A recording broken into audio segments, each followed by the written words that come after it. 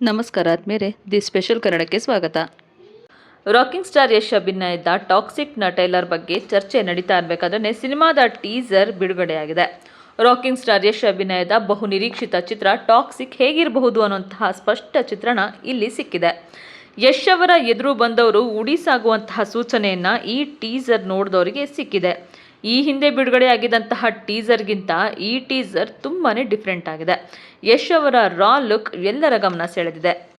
ಇನ್ನು ಈ ಟಾಕ್ಸಿಕ್ನ ಹೊಸ ಟೀಸರ್ನಲ್ಲಿರುವಂತಹ ಅಂಶಗಳೇನು ಅಂತ ನೋಡೋದಾದ್ರೆ, ಟಾಕ್ಸಿಕ್ ಸಿನಿಮಾದಲ್ಲಿ ಯಶ್ ಡಬಲ್ ಆ್ಯಕ್ಟಿಂಗ್ನಲ್ಲಿ ಕಾಣಿಸ್ಕೊಳ್ತಾ ಇರೋದು ಪಕ್ಕಾ ಆಗಿದೆ.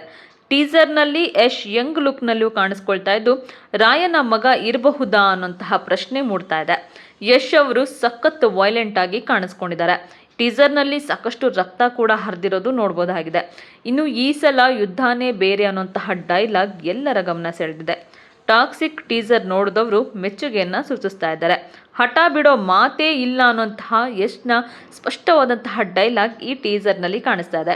ಇನ್ನು ಈ ಒಂದು ಡೈಲಾಗ್ ದುರಂಧರ್ 2 ಚಿತ್ರಕ್ಕೆ ಕೊಟ್ಟಂತಹ ಕೌಂಟರ್ ಇರಬಹುದು ಅಂತ ಕೂಡ ಸೋಷಿಯಲ್ ಮೀಡಿಯಾದಲ್ಲಿ ಮಾತಾಡ್ಕೊಳ್ತಾ ಇದ್ದಾರೆ.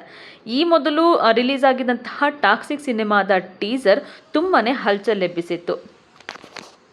ಈ ಹಿಂದೆ ಬಿಡುಗಡೆಯಾಗಿದ್ದಂತಹ ಟೀಸರ್ನಲ್ಲಿ ಒಂದಿಷ್ಟು ಹಸಿ ಬಿಸಿ ದೃಶ್ಯಗಳು ಕೂಡ ತೋರಿಸಲಾಗಿತ್ತು.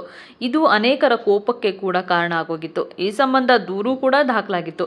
ಆದರೆ ಅದ್ಯಾವುದು ಕೂಡ ಟ್ರೈಲರ್ ತಡೆಯೋದಕ್ಕೆ ಆಗಲೇ ಇಲ್ಲ. ಚಿತ್ರದ ಟೀಸರ್ ಯೂಟ್ಯೂಬ್ನಲ್ಲೇ 100 ಮಿಲಿಯನ್ ವೀಕ್ಷಣೆ ಕೂಡ ಕಂಡಿತ್ತು. ಈಗ ಹೊಸ ಟೀಸರ್ ಮತ್ತಷ್ಟು ಗಮನ ಸೆಳೆದಿದೆ.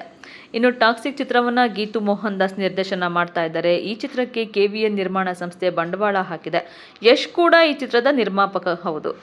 ಈ ಚಿತ್ರದಲ್ಲಿ ಕಿಯಾರಾ ಅಡ್ವಾಣಿ, ನಯನತಾರಾ, ಹುಮಾ ಕುರೇಶಿ, ರುಕ್ಮಿಣಿ ವಸಂತ್ ಸೇರಿದಂತೆ ಮೊದಲಾದವರು ಈ ಚಿತ್ರದಲ್ಲಿ ನಟಿಸ್ತಾ ಇದ್ದಾರೆ.